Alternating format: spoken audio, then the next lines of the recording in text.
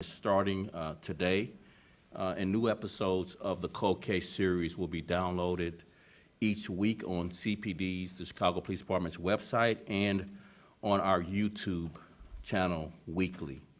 And we're highlighting, as you know, older cases that have dead ends and no leads with the hope of generating new tips and leads. And we really don't care how long it takes. Our victims deserve justice and their families deserve closure. So if anyone has any information regarding any of the murders that we're going to release on the Cold Case series, you can call in anonymously and provide a tip at 833-408-0069.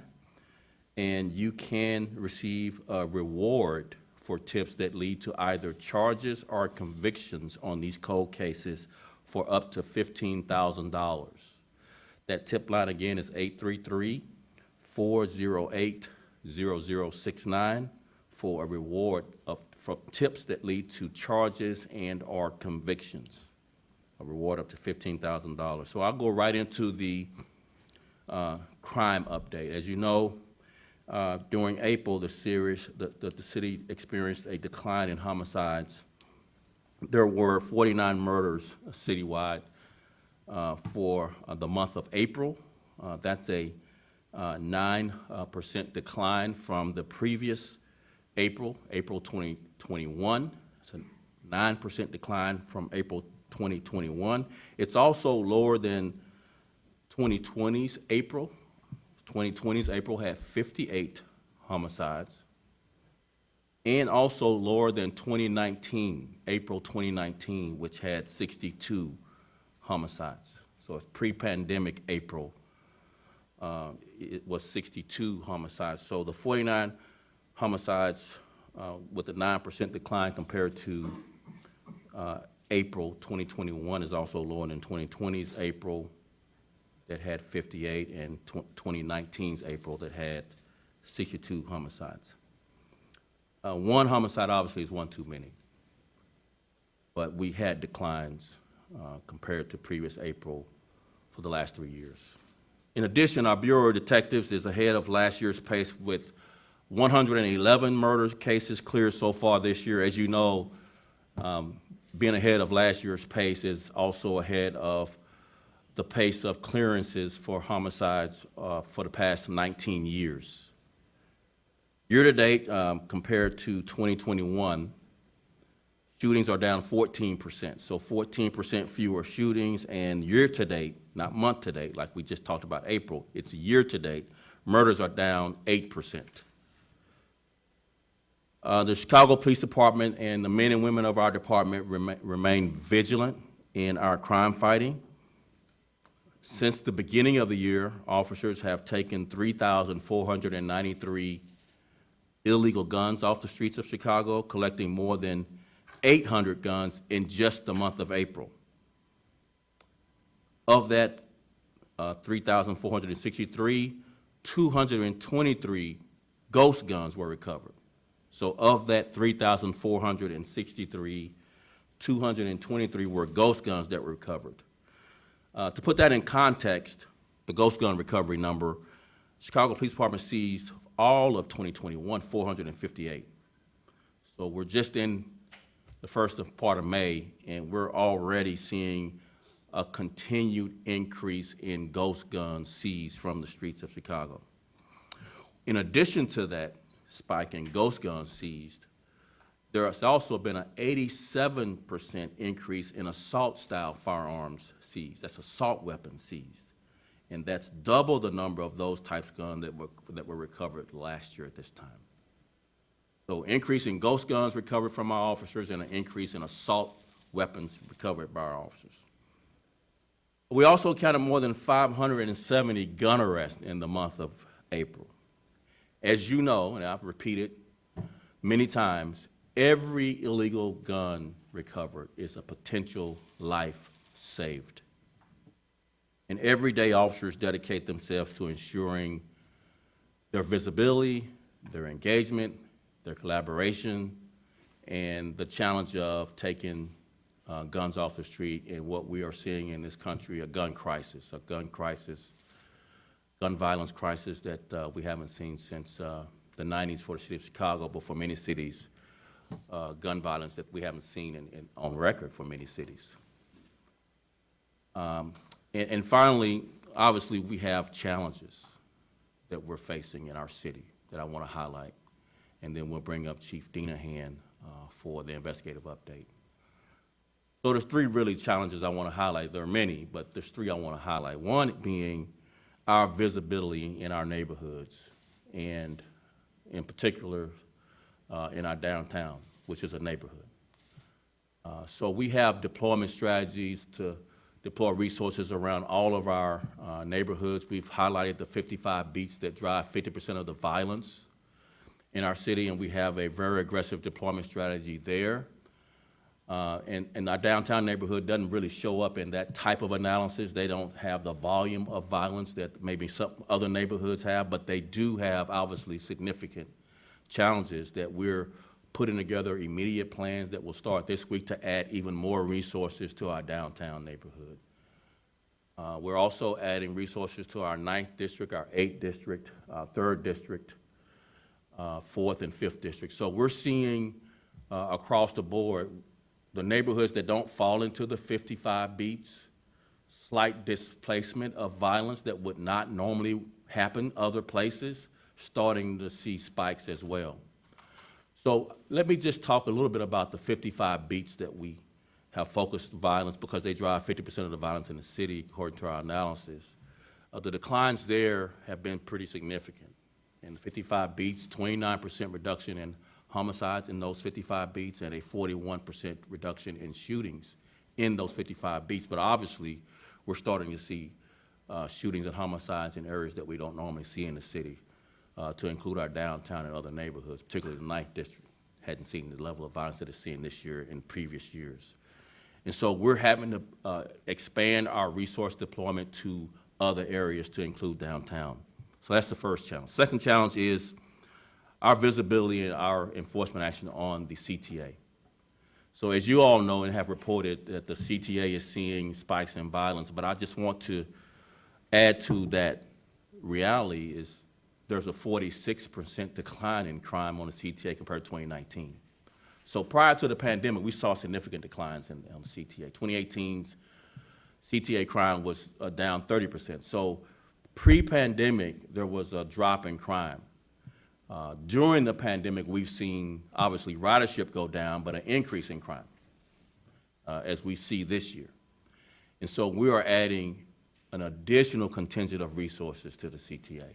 As you know, we had an announcement of increased resources on the CTA, and one of the things that I'm committed to is that we'll continue to add resources until we see this kind of safety that the City of Chicago deserves. So we're adding an additional contingent of resources to the CTA. In addition to that increase, we're also creating a collaborative team with CTA security officers. As you know, there are unarmed security officers that the CTA hires, and they've also increased that number.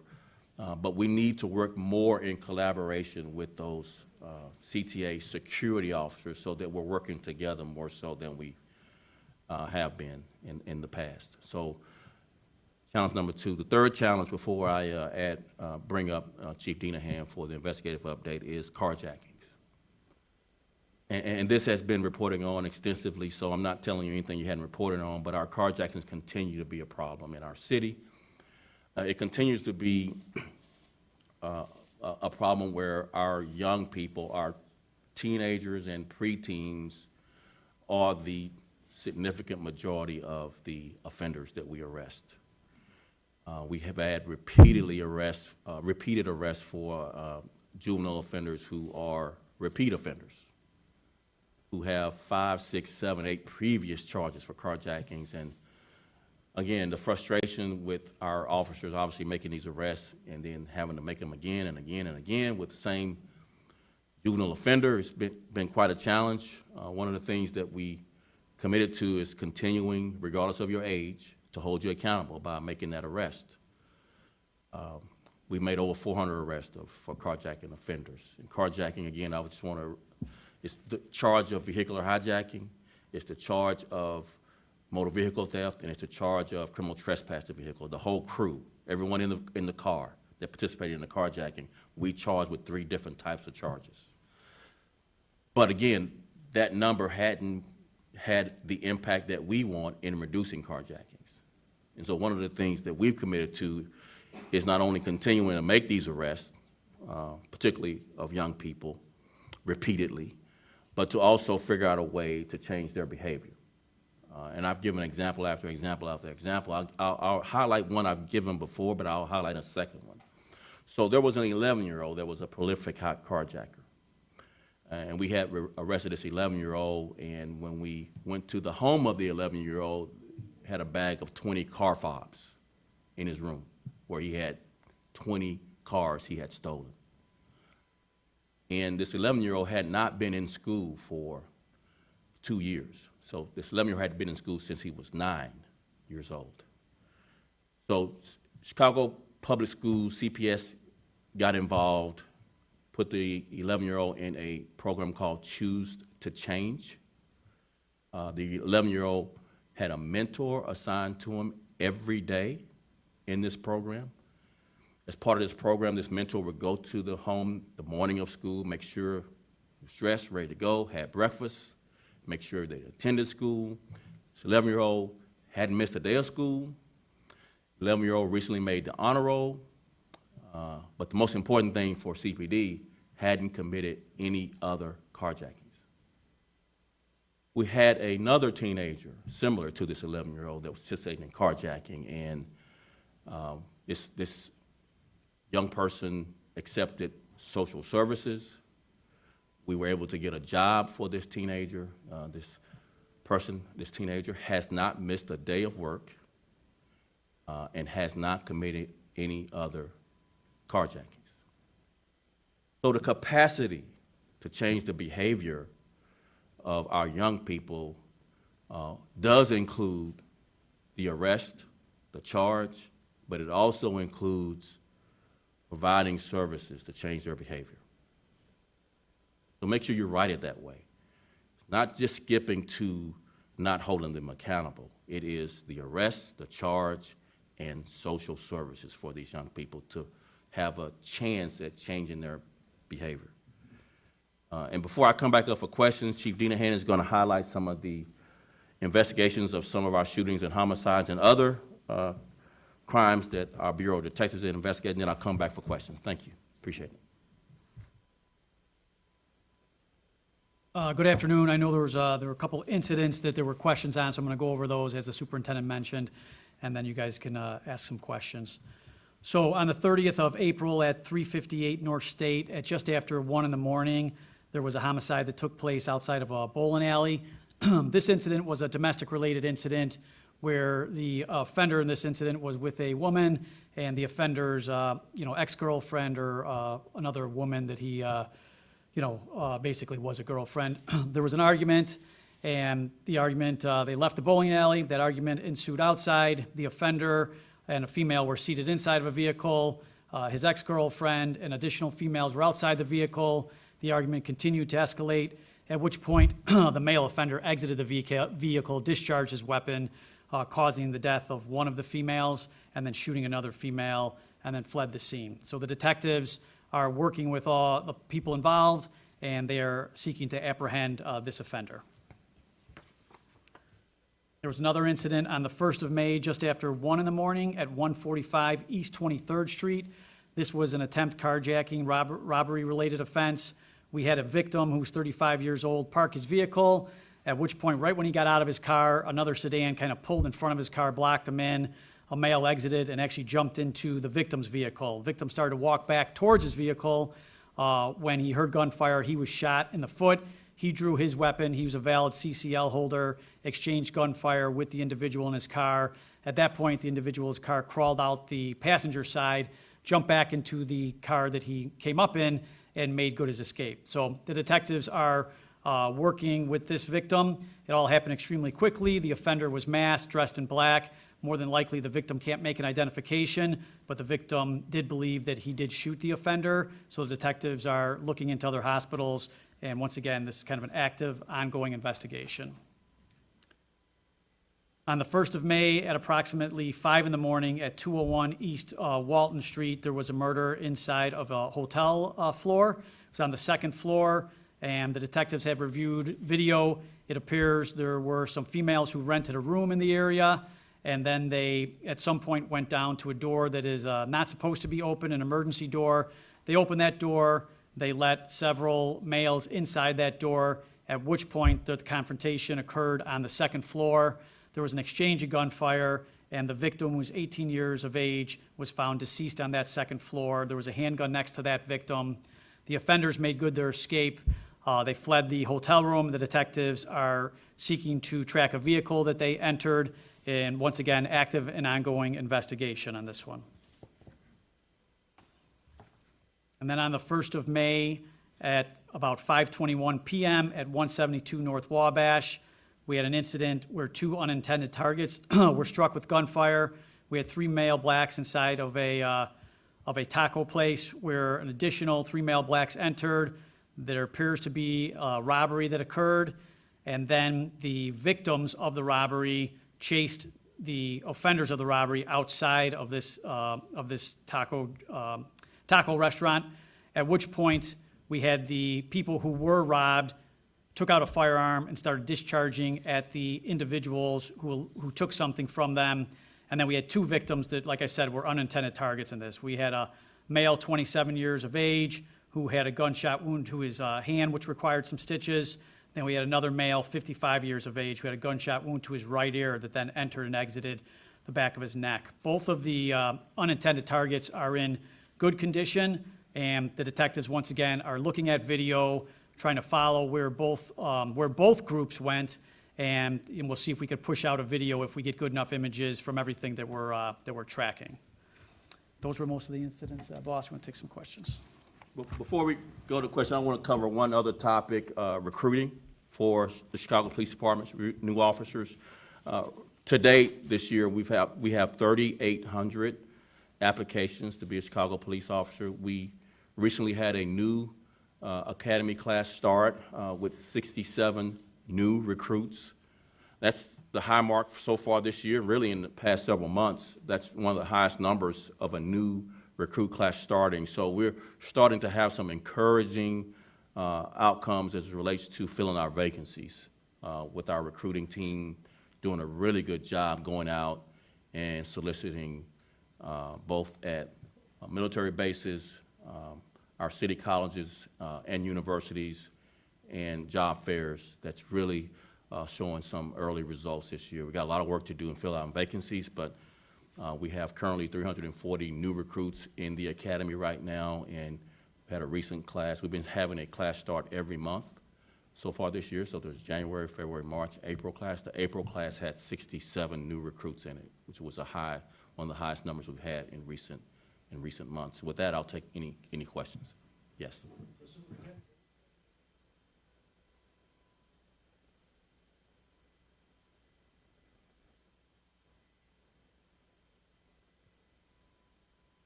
Spilling over into other districts.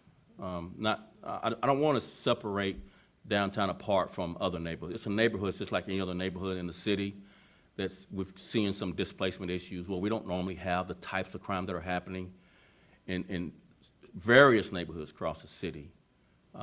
We are having to now deploy even more officers in our deployment strategy and our rotations. And just to talk a little bit more about our deployment strategy, it's looking at not just a patrol bureau to deploy resources. It is looking at all of our police bureaus and deploying officers that maybe not traditionally work in the field, in a neighborhood, those that may work behind a desk, spending some time in patrol as part of our deployment strategy. So all of our bureaus are committing resources to be able to address some of the issues that I raised as challenges, both CTA, other neighborhoods that are seeing violence that normally don't, as well as the downtown. And how soon could that? This week. Before this weekend, I'm hoping to start some of that deployment tomorrow and continue with that through the rest of the month and really through Labor Day, if not beyond. Yes? My understanding that I am.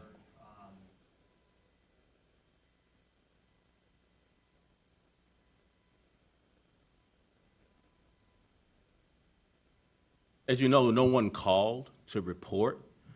We do have pod video of that happening, so we are looking into who we can hold accountable there. But that, I think that speaks more to, we need to add more resources to our downtown, particularly during those overnight hours. And that's exactly what we're doing. But again, I don't want the headline to be downtown gets something that the neighborhoods don't get. So the message is, we're looking at all of the issues and challenges that we face throughout the city and treating every neighborhood the same with additional resources when needed.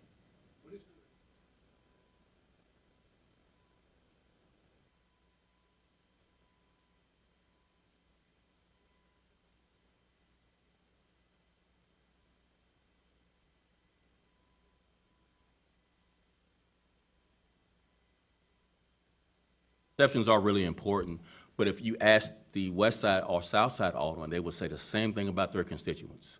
And so we're not going to be a part of treating one neighborhood differently than another based on whatever reasons that you're given. All of these neighborhoods are important to us as the police department. We are adding resources not only to the downtown, but we are adding to the downtown, but the CTA needs more resources. So does areas on the south side and areas on the west side. So we are treating all of our neighborhoods, and you talk to the north side alderman, they say the same. We need more resources as well. So one neighborhood is not more important than another. One shooting anywhere in the city is one too many, regardless of where it is or who it happens to. One shooting anywhere is one too many. Yes. Are you saying that's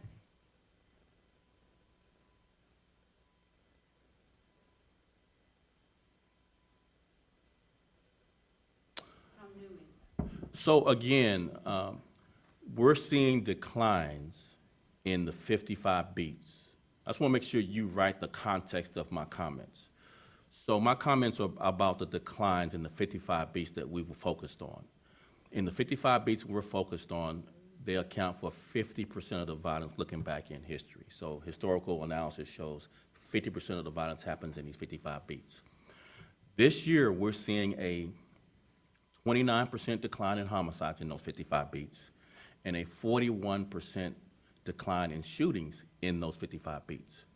Whereas we're starting to see increases in areas, in areas where they normally don't see increases in shootings and homicides. So that is a new dynamic where we see decreases in areas that normally have both the volume and the increase in violence, and increases where we normally don't have the kinds of increases. So if you look at last year, increases everywhere. Year before, increases everywhere. I mean, we had very minimal decreases if you look neighborhood by neighborhood by neighborhood where we saw decreases. Whereas this year, the first 4 months at least, we're having significant decreases in some areas, the 55 beats, whereas we're seeing increases in areas we normally don't have increases in violence. So it's not a new or old conversation. It's the decrease in some places and the increase in others. And are you Got it. gonna release the We have extensively, but we can get with you afterwards and get them to you. Yeah, we've done interview after interview, but I love penetrating the news cycle. So if you write it, we'll give it to you. The back, right here.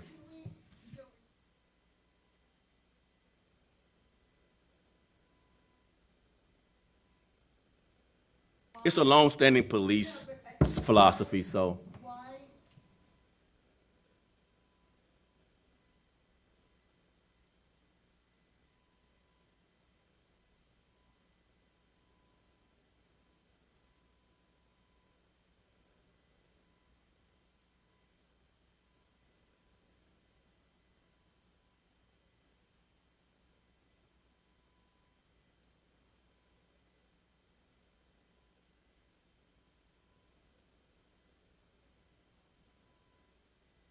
So the reason why we do the investigative update, so you can write it accurately.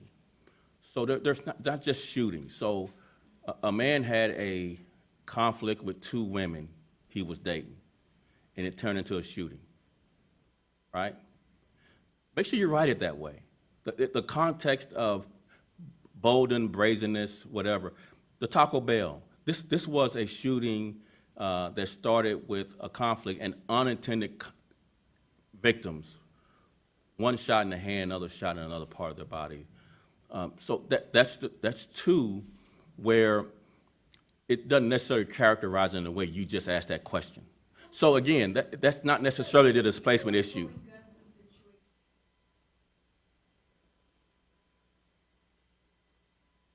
I don't think that's accurate either. I don't think that's accurate either. I think what would be accurate, and I think this is where you're going, almost everywhere in this country, personal conflicts are being resolved with guns. That's accurate, regardless of where it is. I just don't want you to characterize it as a victim downtown is more important than a victim on the west side or south side, because that's how it comes across. That's not accurate, and that's not how we view downtown or any other neighborhood. The west side violence is more as important to us as the south side violence, as the downtown violence. It's all important to us, and I just don't want to go down a slippery slope of saying because it happens here versus there, it's something different. People are resolving personal conflicts more with guns in this country than they have in the past. That is accurate. Where it happens is important to us because one crime is unacceptable to us. We view crimes everywhere as important to us, not just because it happens downtown. One last question. I think you had your hand up. I'll get you as well. We can get that to you offline. Yes.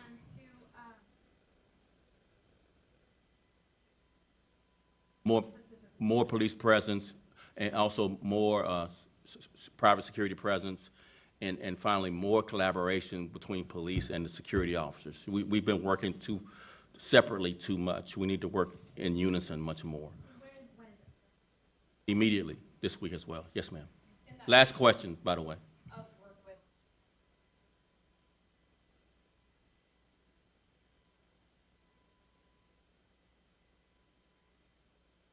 We haven't really seen.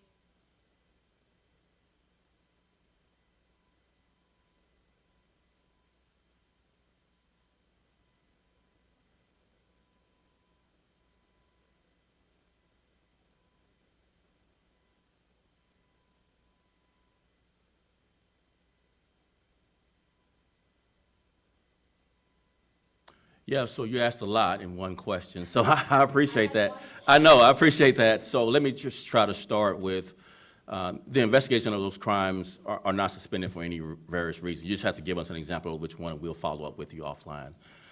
We need more collaboration with security, yes. The private security officers and CPD work separately and apart. They need to work together.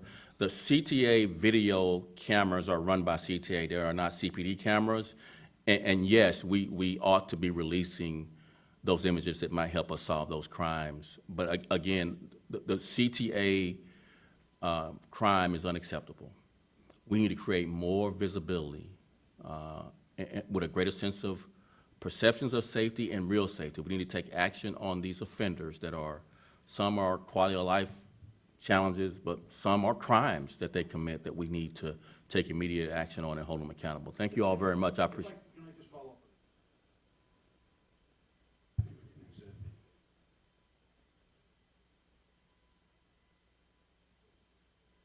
Yeah. We need officers I heard that. on the train. I heard that. But again, the visibility with private security can be helpful if they work in unison with the armed uniformed police officers. That's why I've been making that point that collaboration is really important with both the security officers and the sworn Chicago police officers working together in teams. In other words, walking together on fixed posts together, riding the trains together, I think can be an effective strategy, particularly if we do our analysis correctly and we are in the hot spots. We all know where they are, red line, blue line, and other lines, and particular stops are problematic.